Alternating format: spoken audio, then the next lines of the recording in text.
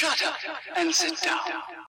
चलिए आइए अब हम लोग देखते हैं 12.5.3 traditional forms of Hindu marriage. In the traditional Hindu society the following 8 forms of marriage were recognized. जो पारंपरिक हिंदू समाज है उसमें 8 तरह की शादियां मानी जाती हैं. Out of these, the first 4 were considered proper and desirable, and the last 4 were regarded as undesirable.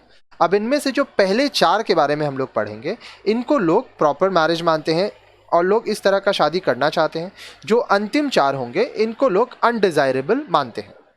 सबसे पहला है in Brahma marriage a father gifts his daughter to a learned man of good character. Brahma marriage में क्या होता है, एक पिता अपनी पुत्री को एक उपहार के रूप में एक अच्छे कैरेक्टर वाले लड़के को देती है, जिसको हम लोग कन्यादान कहते हैं.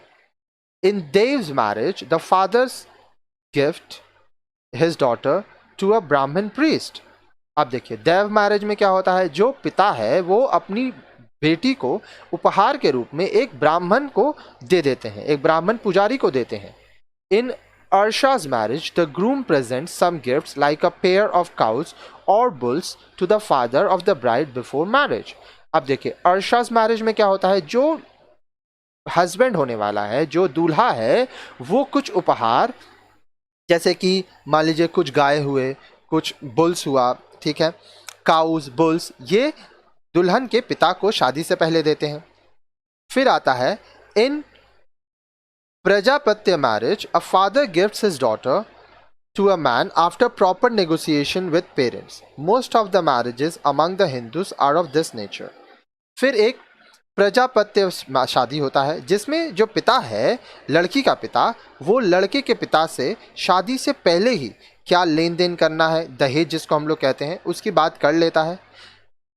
ज़्यादातर हिंदू शादियों में ये तरीका अपनाया जाता है. फिर आता है in Asura's marriage bride price is given by the groom to the bride's father. Asura marriage में क्या होता है, दुल्हन को खरीदा जाता है. जो लड़का है वो लड़की के पिता को बताता है कि वो इतना पैसा देगा और फिर लड़की को उसका पिता उस लड़के को देता है. In Gandharva marriage, the bride and the groom like each other and marry without taking the consent of parents. अब देखिए गंधर्व मैरिज, जिसको हम लोग लव मैरिज भी कहते हैं, इसमें जो दूल्हा होता है, जो दुल्हन होती है, वो एक दूसरे को प्यार करते हैं तो बिना माँ बाप का अनुमति लिए हुए वो शादी कर लेते हैं. In Rakshas marriage, the girl is kidnapped and married without the consent of either the girl or her parents. राक्षस मैरिज में क्या होता है, लड़की को अगवा कर लिया जाता है और उससे शादी कर लिया जाता है. इसमें ना तो लड़की से उसकी अनुमति ली जाती है शादी की, ना लड़की के माँ बाप से. फिर आता है in Pishacha's marriage the girl who is asleep intoxicated or of unsound mind is forced to surrender her chastity. Later the girl is given the status of the wife. अब देखिए पिचास मैरिज, यहाँ पे कुछ वर्ड है तो ध्यान से देखिए. चैस्टिटी, चैस्टिटी का मतलब क्या होता है, ध्यान से देखिएगा. चैस्टिटी का मतलब होता है शुद्धता, ठीक है.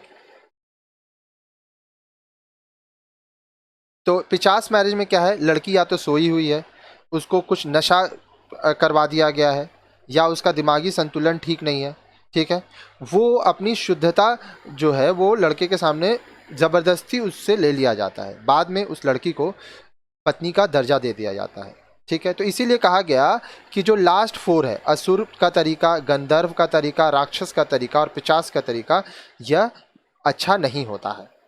नेक्स्ट वीडियो में आप पढ़ेंगे मुस्लिम मैरिज के बारे में.